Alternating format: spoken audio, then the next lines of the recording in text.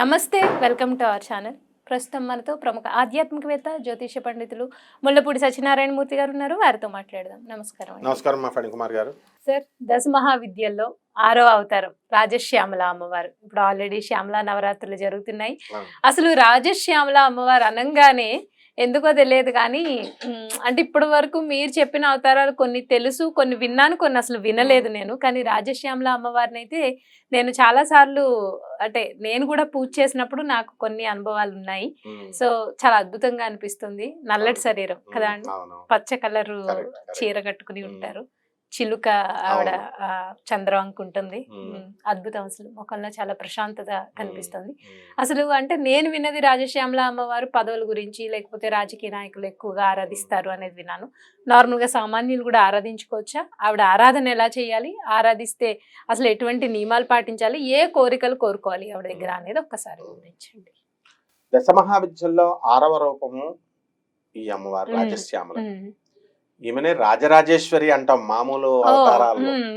అంటే రాజరాజేశ్వరి అంటే పట్టాభిషేకం ఆఖరి రోజున ఈ 9 రోజులు దుర్గా నవరాత్రులు యుద్ధాలు చేసిన తర్వాత 10వ రోజున పరిపాలన చేస్తుంది కదా, ఆవిడ్ని రాజరాజేశ్వరి పేరులో కలిసింది రాజారాజు. అయితే రూపాలలో ఈ ఫోటోను మీరు అన్నట్టుగా నీలి రంగు కలిగి ఉంటుంది, అందువల్ల నీల సరస్వతి అంటారు. ఈమె వీణను పట్టుకొని ఉంటుంది నీలక. అలాగే శ్యామల అన్నాం మనం, అమ్మవారు శ్యామల అమ్మవారు అన్నాం. కాళిదాసు ఈ మహాకాళిని ఉపాసిస్తే మహాకాళి దర్శనం అవుతుంది కదా, మరి ఏ రూపంలో ఇవాళ కాళికాదేవి కత్తులు పట్టుకొని పుర్రెలు నేసుకొని ఇలా ఉండాలి. కానీ ఆవిడ ఎలా వచ్చింది, చక్కగా వీణ పట్టుకొని చంద్రవంక పెట్టుకుని మీరు అన్నట్టుగా నవ్వుతూ వస్తే అప్పుడు ఆయన ఏమంటాడు, మాణిక్య వీణా ముపలాలయంతి మదాలసాం మంజుల వాగ్విలాసాం మహేంద్ర నీలద్యుతి కోమలాంగి మాతంగ కన్యా మనసా స్మరామి అని స్తుతిస్తాడు. అంటే అక్కడ అర్థం ఏంటి, మాతంగ కన్యా, మాతంగ మహర్షి యొక్క కుమార్తె, అందుకే ఈమెని మాతంగి అని అంటాం. తర్వాత రెండవది మాణిక్య వీణ, వీణను పట్టుకొని వచ్చింది మాణిక్య వీణ కాబట్టి మాణిక్యాలతో పొదగబడినటువంటి వీణని. ఇదేమిటిరా మరి నేను కాళీ రూపాన్ని తీస్తే సరస్వతి రూపంలో అంటే ఎందుకు వచ్చిందంటే నీల సరస్వతిలో ఆమె వాక్కుని ప్రసాదించింది ఆయనకి. అసలు అంతకు ముందు కాళిదాస్ ఏం చేసేవాడు, అతను మహామూర్ఖుడు, చదువు రాలేదు, అల్లరిగా తిరిగేవాడు, మూర్ఖుడు. ఒక చెట్టు కొమ్మ మీద ఇలా కూర్చొని ఆ కొమ్మను నరుక్కుంటాడు. ఇటువైపు ఉండాలా, చెట్టు మొదలైపు ఉన్న కొమ్మ వైపు కూర్చోవాలి, అవతల కొమ్మ పడిపోద్ది. అటువైపు రివర్స్ అవతల వైపు కూర్చుంటే ఆయన ఏమంటాడు, నేను ఇటువైపు ఉండి కొడుతుంటే కింద కొమ్మలు పడిపోతున్నాయి, మేకలు తినేస్తున్నాయి, ఈసారి కొమ్మ నేను ఒకేసారి పడతామంటే నేను అటు ఉండాలని అటు నరుకుతా ఉంటాడు ఇలా కూర్చొని. అందరూ అరే బాబు ఆ కొమ్మతో పడితే నువ్వు కూడా చస్తావురా బాబు అంటే, అబ్బాయి కొమ్మ నేను కలిసి ఒకేసారి పడతాం, అప్పుడు మేక ఏం చేయలేదు పట్టుకెళ్ళలేదు అనేటటువంటి మహామూర్ఖుణ్ణి జగన్మాత ఎలా ఎలా చేసింది.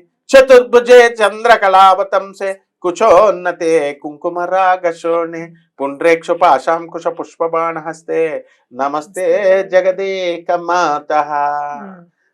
కుంకుమరాగశోణి అమ్మవారి యొక్క స్తనాల యొక్క చనుబాలు ఎలా ఉంటుందంటేనంట కుంకుమ రాగముతో కుంకుమ కలర్లో ఉంటుందని, అంత రసికత్వంతో కూడినటువంటి భక్తితో కూడినటువంటి శ్రీనాథ కవిని మరిపిస్తూ చెప్పినటువంటి అంత మహోన్నత కవి సార్వభౌముని చేసేసింది. అలాగే తెనాలి రామలింగడు కూడా ఓ మహాకాళిని పూజ చేసినప్పుడు అక్కడ కూడా ఈ జగజ్జనని రాజశ్యామల రూపంలోనే వచ్చింది. అంటే ఈమె ఎందువలనరా, మేము కాళికాదేవిని పూజ చేస్తుంటే ఏంటి రాజశ్యామలలో వచ్చేస్తున్నారు అనుకుంటారంతా. ఎందువలనంటే ఆమె విశుద్ధ చక్రానికి అధిపతి, వాక్కుకి అధిపతి, ఆమె స్పీచ్ కి అధిపతి వాక్కుకి. ఆ స్పీచ్ వాగార్థం అంటాం, మాట మాట్లాడితే దాంట్లో అర్థం ఉంటుంది, అగ్ని ఉంటుంది. అగ్నిలో ఏముంటుంది, fire and it's combustible power, దాహక శక్తి. కర్ర ఉందనుకోండి, ఆ కర్ర ఎందుకు కాలిపోతుంది, అందులో దాహక శక్తి ఉంటేనే ఈ ఫైర్ వచ్చి కాలుస్తుంది. ఏ విధంగా అయితే ఫైర్ ని కంబస్టబుల్ పవర్ ని విడదీయలేమో, ఏ విధంగా అయితే మాటని దాని అర్థాన్ని విడదీయలేమో వాగార్థాలు, ఆ విధంగా రాజశ్యామల అమ్మవారిని పరమేశ్వరుని విడదీయలేము. అంటే పార్వతీ అమ్మవారి, పార్వతీ అవతారం. గౌరీ దేహ సముద్భవం అన్నారు, గౌరీ దేహం నుంచి పుట్టింది అని అన్నారు. మరి ఈమె ఈమెను తీసుకొచ్చి మాతంగి అన్నాం, అంటే తర్వాత బాగుంది. తర్వాత రాజశ్యామల అన్నాం, నీల సరస్వతి అన్నాం, ఉచ్చిష్ట చండాలిని అంటారు. ఉచ్చిష్ట చండాలిని అంటే మాతంగ మహర్షి రోజు శివపార్వతులకి పూజ చేసి నైవేద్యం పెట్టేవాడు. ఆ నైవేద్యం పెడితే అందులో నుంచి 2 మెతుకులు కింద పడ్డాయి అన్నమాట. అమ్మవారికి పెట్టిన గిన్నెలో నుంచి కింద పడ్డాయి. ఈ చిన్న పిల్ల అప్పుడు ఈమె మాతంగి, ఆమె వెళ్ళి పడిపోయినటువంటి ఆ ఎంగిల్ని తీసుకొని తినేది. అందుకని శివపార్వతుల ఎంగిలి, శివపార్వతుల ఎంగిలి తింది కాబట్టి ఉచ్చిష్టం అంటే ఎంగిలి అని, ఉచ్చిష్ట చండాలిని అన్నారు.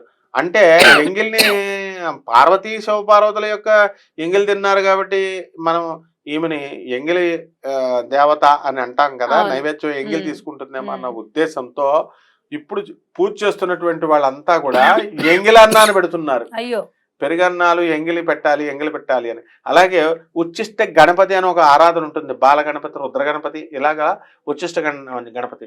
అక్కడ ఏమైనా తంత్రశాస్త్రంలో ఏమని రాసిందంటే, ఈ వినాయకుడిని ఉచ్చిష్ట గణపతిని పూజ చేస్తుంటే లడ్డు నోట్లో వేసుకుని తింటూ మనం ఎంగిలి నోటితో పూజ చేయొచ్చు అన్నారు. నేను చిన్నప్పుడు చేసామండి, బాగుంది పూజ, అన్ని చేసాం. ఇప్పుడు మా గురుగారు పురాణ పంట రాధాకృష్ణమూర్తి గారు ఇప్పుడు రాజమండ్రిలో మహాపండితులు.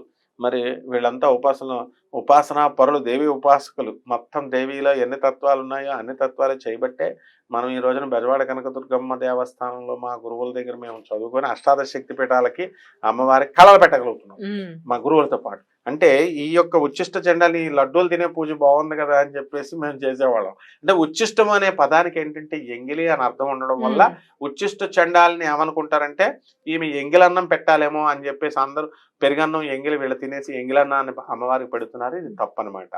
కాబట్టి ఎవరైతే రాజశ్యామల అమ్మవారి యొక్క ఈ ఆరాధనలో పత్రం పుష్పం ఫలంతో ఏమైనా పెద్ద పెద్ద నైవేద్యాలు పెట్టాలేమో అని అసలే మన వాళ్ళకి భయం కదా, అలా అవసరం లేదు.